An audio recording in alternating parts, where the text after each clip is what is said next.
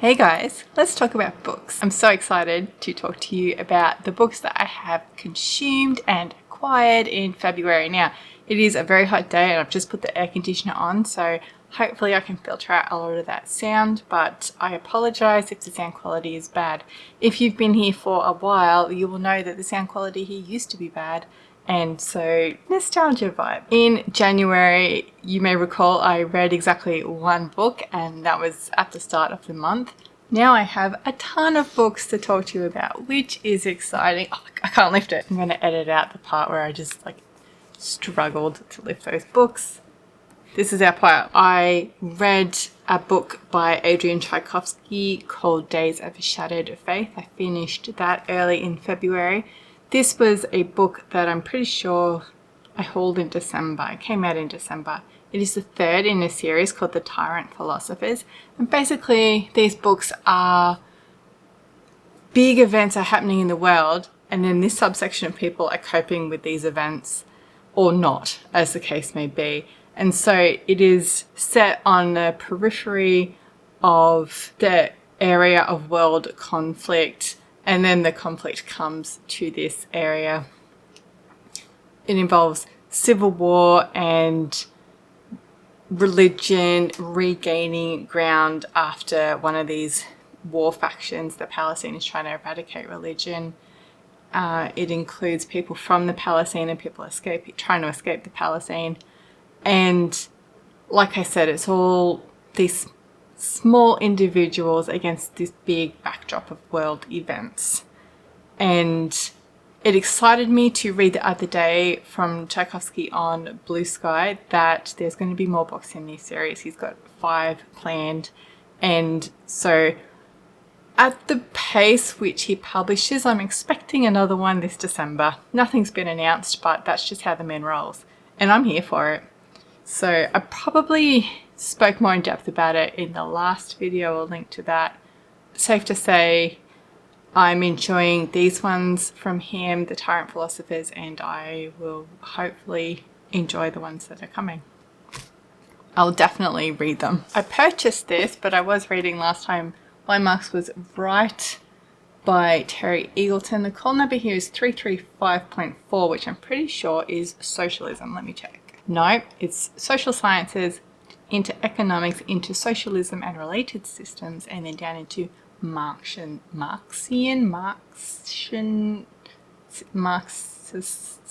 systems. If I say that really fast and confidently, you wouldn't know that I didn't know how to pronounce Marxian.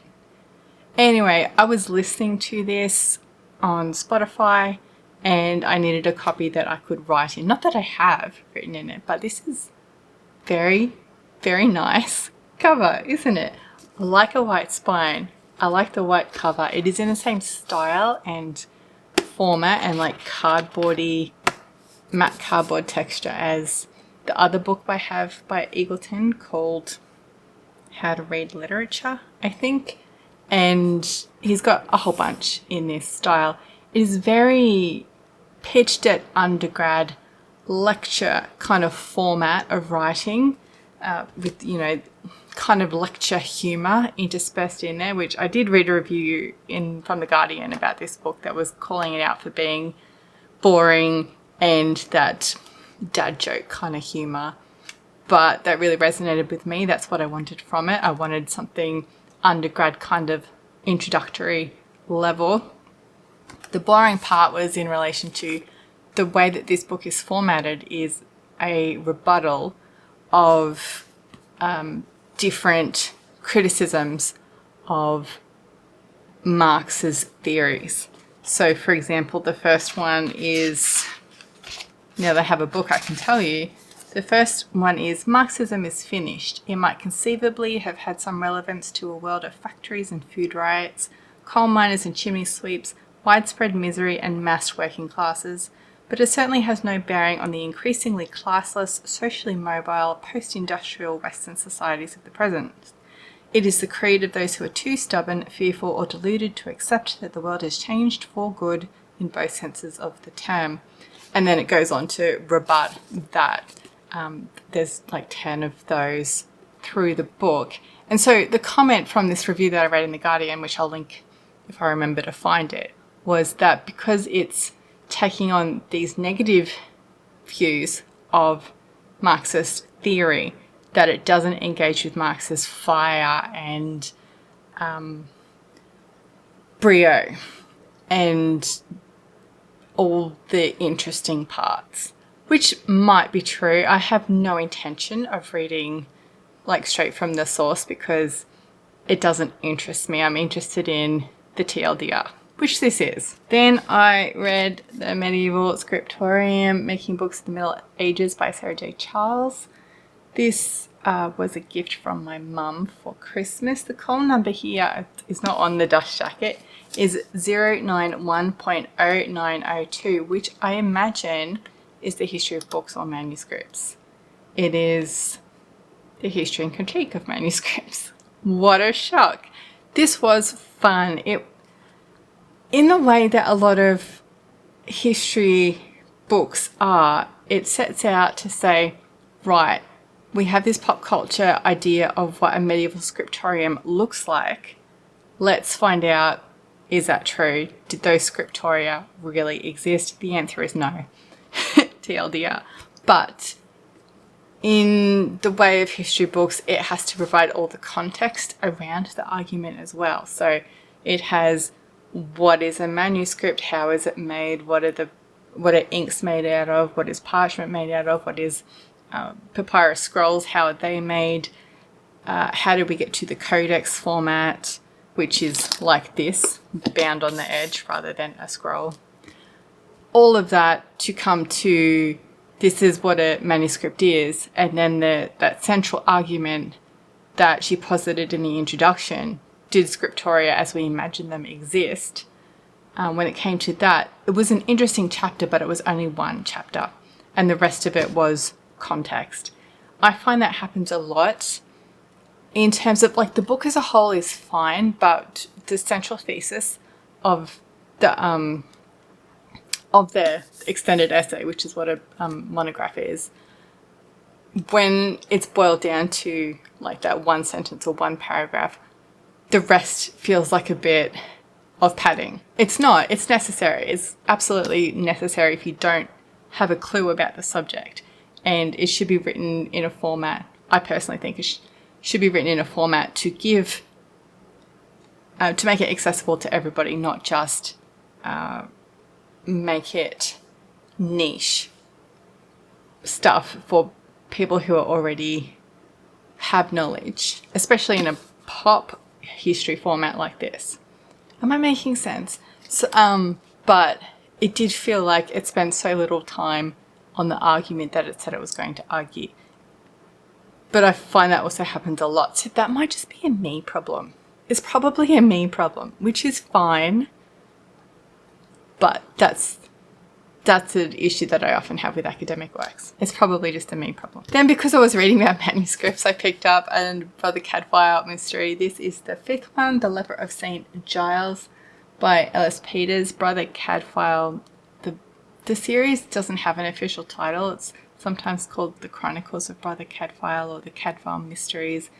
Basically, Cadfael is a Benedictine monk in England, and stuff often happens around him that he is called to investigate in his capacity as somebody who knows about dodgy shit. In this one, there is a wedding between a very young girl and a very old man. She doesn't want to get married because she's in love with somebody else.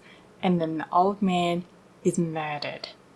Dun, dun, dun. And Cadfael obviously has to discover the murderer, discover the murder weapon, discover the motive, and get the boy and the girl who are in love together. That's the plot of all of these books. This one's called The Leper of St. Giles because there is one of the main characters is a leper at the hospital of St. Giles. Shocking twist. Anyway, you guys know how I love Cadfael, and I will continue to reread this series. The first time I read this was 2016, which I thought, oh, can't be that long ago. It's 4 years. No, it's nearly 10. what even is time? Then the next one I finished was a short story, which is in this collection. The short story is called Gods of Risk, and it's in this short story collection called Memories Legion. It's part of the Expanse universe by James S.A. Corey. Gods of Risk is about one of the characters from the book before this. So this is like book 2.5, Gods of Risk. And in book 2, we meet a character called Roberta Draper, and she's a gunnery sergeant from the Martian Marines. And after the events of that book, which I will not spoil, she goes home to Mars and she's basically honorably discharged from service in the armed forces. And she's not happy about it because that's who she is. She is a Marine and she's no longer a Marine. And so she's basically just aimless in her life, living with her brother and his family on Mars, watching the news and working out every day. But this book is from the POV of her nephew, who is almost finished university and on the side cooking drugs for a drug dealer, and got this intrusive presence of his aunt in the house. And all of these things together as a 16-year-old, 15-year-old. Just, you know, being a teenager is hard anyway. And so I'm not going to spoil the plot of this one either, except to say that it is world building for the entire series, but not necessary to know. It's indicative of the way that Mars in this universe portrays itself as got its shit together, as opposed to Earth, who has millions of citizens who live on basic or are undocumented entirely. Basic is, you know, you're given UBI income and basically abandoned by everyone. You have to prove to the Earth government that you're even worthy of education because there's just too many people. On Mars, everybody has a purpose, and that is the terraforming of Mars to be habitable, you know, without the domes, without living underground, that sort of thing. Everybody's got this purpose that they're working towards on Mars. But like every colonial outpost, the people who move there initially have the vision, and then every generation below that lose sight of the vision. They don't have the drive to achieve the terraforming goal. They don't have the drive to work towards making Mars the most amazing place. And so Bobby's nephew, working with the underworld on Mars, is just showing the cracks that are in Mars, that yes, overall, Mars as a society is perhaps working towards this terraforming goal, but they're still humans, aren't they? They're still going to do human things. And at the end of this, events ensue where the nephew, I can't remember his name, gives up cooking the drugs, and Bobby, a Marine, finds a purpose on Mars of what she's going to do now that she's no longer a Marine, which will tie back into further books in the Expanse, but individually this is just a bit of flavour and world building. It's not in any way necessary to know or have read to get the whole series. Anyway, I read that because it's book 2.5 and I was reading book 3, Abaddon's Kate, as part of a buddy read. And so, because it just flowed nicely. This one, after sitting still for ages, the protomolecule was like lying low inside Venus, and then it just got up and wandered out to the edge of the solar system and formed a ring out there. And so Earth and Mars are out there going, what the shit is happening? Just like looking at it, scientifically looking at it. And then some kid who's slingshotting off planets in a little skiff goes full pelt through the ring and activates it. Oh shit. So this is all our ships flying out towards the ring to see what the hell happened and what is on the other side. At the same time, the repercussions of Hutton who likes to broadcast all the knowledge to everybody without discrimination. There's repercussions of his actions, and somebody is pretty cranky with him, and so they're going to try and get revenge. So humans are doing human things, even though like this big, not even world-shattering, but universe, our perception of the universe-shattering event has occurred with the ring. But humans still going to human. Humans still going to try and kill each other and one-up each other and try and do war and do politics. And that's why I like The Expanse so much. It is, humans are going to human no matter how big, how awe-inspiring, how scary the world gets. Humans are still going to be petty bitches. I love it. That is what I have read. What I am currently reading, I am listening to, I have a real copy, but I'm listening to Tigana by Gavriel Kay. This is my cousin's copy. And what is in here? Oh, my address. I lent this to a friend, and so it has a note from him in here. This edition was published in 1998. So it's vintage as it is. Tigana came out in 1990. It is one of Gavriel Kay's early works. It is, I haven't read his first 3, which is a trilogy. Haven't read them, but of his works that I have read, this and one other called Isabel are the most overtly fantasy. They have the overt magical elements. They all have magic in them to some extent, but this one's definitely, the magic has changed the world in actual concrete ways, rather than just being, was it the magic or was it coincidence? Was it fate? Was it, destiny? This one's actually magic that you can see. Let me read you the blurb of this one. Let me find my glass. But it's been a long time since I've read it, so it's nice to be coming to it almost with fresh eyes. I remember the gist, but it's time to come back to it. This blurb is 4 paragraphs. That is ridiculous for a blurb. One by one, the divided provinces of the peninsula of the Palm have fallen, conquered by the armies and the sorceries of the 2 tyrants. Now Alberico of Barbadior holds the provinces of the eastern Palm, while Brandon of Igrath rules the west. And normality of a sort has returned to the peninsula, but for one province there can be no peace. For there is one land that dared to spill the blood of Brandon's beloved son, a land that has been broken and burned, its towers razed and its peoples crushed, and through the dark magics of the tyrant of Igrath had its very name erased from the world. That's the magic part.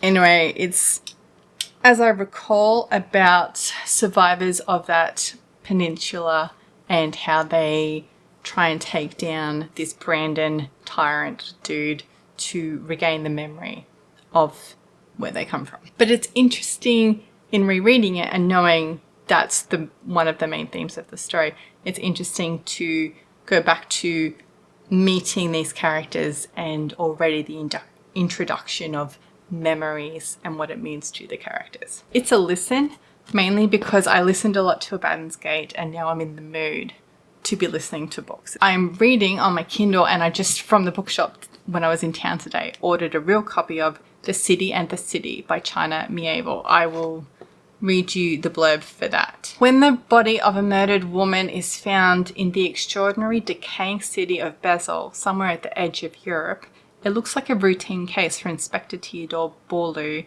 of the Extreme Crime Squad. But as he probes, the evidence begins to point to conspiracies far stranger and more deadly than anything he could have imagined. Soon his work puts him and those he cares for in danger. Borlu must travel to the only metropolis on earth as strange as his own, across a border like no other. So this was a pick for my book club, and it's been on my radar for a really long time and I just haven't convinced myself to pick it up. So anyway, as I do with all the book club books, I downloaded the sample on my Kindle, and I was not even a page in when I bought this thing, because it is like crack to me. It is the detective mystery, and this one has science fiction, dystopian elements that came into it later, which I was expecting. But yeah, this being a detective mystery, straight off the bat, it is it is for me. And so I'm having fun. The City and the City, so far, I'm only 20% in. So far, it is Ballou in the city. And then there's parts of the city that are a different city. And so when he like catches sight of them, he has to unsee them. Not even just ignore them, but like it did not happen. They're not part of the city. If you know about it, if you acknowledge it, if you talk to other people about it, you're in breach of the law.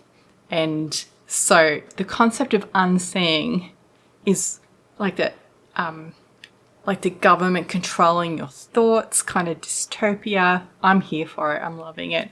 And then I'm talking to Ash about it because there's a TV show. Ash might watch the TV show of it. I'm like, you know, this happened and then this with the city and this with the other city and you have to unsee and then this other plot twist. And so he's laughing at me, revealing these plot twists as we go. Shout out to my local indie bookstore who is getting me a copy of The City in the City that does not have the TV tie-in cover. Highly recommend you talk to an indie bookstore. Speaking of my indie bookstore, I was there today to procure this with my brown paper bag. This is Shirley Jackson's The Haunting of Hill House. We love Shirley Jackson in this house, in this channel. And so I'm just making my way through all her published stuff since I only discovered her last year. So let's read the blurb on this one. Let's put your glasses back on, Elizabeth. Do not recommend needing reading glasses when you film videos. Alone in the world, Eleanor is delighted to take up Dr. Montague's invitation to spend a summer in the mysterious Hill House. Joining them are Theodora, an artistic sensitive, and Luke, heir to the house. But what begins as a light-hearted experiment is swiftly proven to be a trip into their darkest nightmares and an investigation that one of their number may not survive. And then there's a blurb from Stephen King on the front and the back. Different blurbs. Interesting. Oh, and a blurb from Neil Gaiman, but we're not talking about Neil Gaiman. And that is my reading and book acquisition update for February. Oh, there's another book that I bought on my Kindle called The Triumph of the Moon, A History of Modern Pagan Witchcraft by Ronald Hutton. Ronald Hutton is the dude if you want the history of paganism in Britain or the history of witches in general. He also wrote, if you're interested in witches at all, this, The Witch, which is the call number is 133. Definitely recommend. I don't think I have anything else by him on my shelf. But this one, The Triumph of the Moon, is modern paganism. This one is also the second edition, and the second edition came out after he published this, so it's incorporating this research into that one as well. The blurb says, Hutton examines the nature and development of modern pagan witchcraft and offers a history of attitudes to witchcraft, paganism and magic in British society since 1800. Its pages reveal village cunning folk, Victorian ritual magicians, classicists and archaeologists, leaders of woodcraft and scouting movements, Freemasons and members of rural secret societies. Oh, it just sounds so good. Now, I know a lot about medieval magic and early modern witchcraft, and I consumed this twice. I listened to it and it was so good to listen to. Oh, and I had something else too that was early modern witchcraft.